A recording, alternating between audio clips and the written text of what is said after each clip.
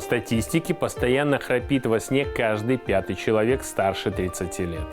Однако большинство людей не считают это болезнью и не спешат обращаться к врачу. И совершенно напрасно. Это может стать серьезной проблемой для здоровья. Можно ли помочь себе самостоятельно и когда стоит обращаться к врачу, разберемся вместе. Из-за чего же возникает такая своего рода ночная музыка? Все очень просто. Храп появляется из-за снижения тонуса мышц мягкого неба.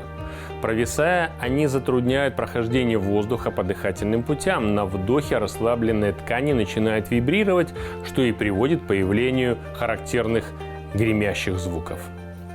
А может ли человек сам предотвратить храп во сне? И как помочь себе? Чтобы перестать храпеть, необходимо сделать 3 шага. Первый шаг – это сбросить избыточный вес.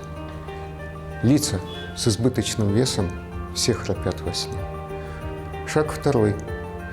Необходимо прекратить употребление алкогольных напитков и успокаивающих всяких средств. Шаг третий.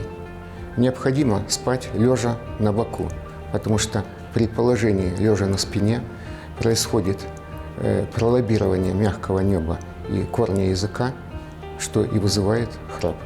Мужчины от храпа страдают, конечно, чаще, чем женщины. Например, частый прием алкоголя негативно отражается на тонусе мышц глотки. Пристрастие к курению чревато хроническим воспалением дыхательных путей. А еще часто храп у мужчин возникает после травм носа. А как понять, что пора обращаться за помощью к врачу? Если в течение месяца симптом храпа не проходит, необходимо обратиться к врачам, отоларингологу, невропатологу для дальнейшего дообследования. Возможно, понадобится ультразвуковое исследование сосудов головного мозга, шеи, а также компьютерная томография головного мозга.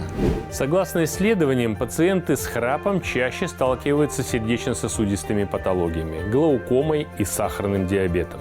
У многих отмечается утолщение внутренней оболочки сонной артерии, а такой показатель повышает риски развития ишемического инсульта.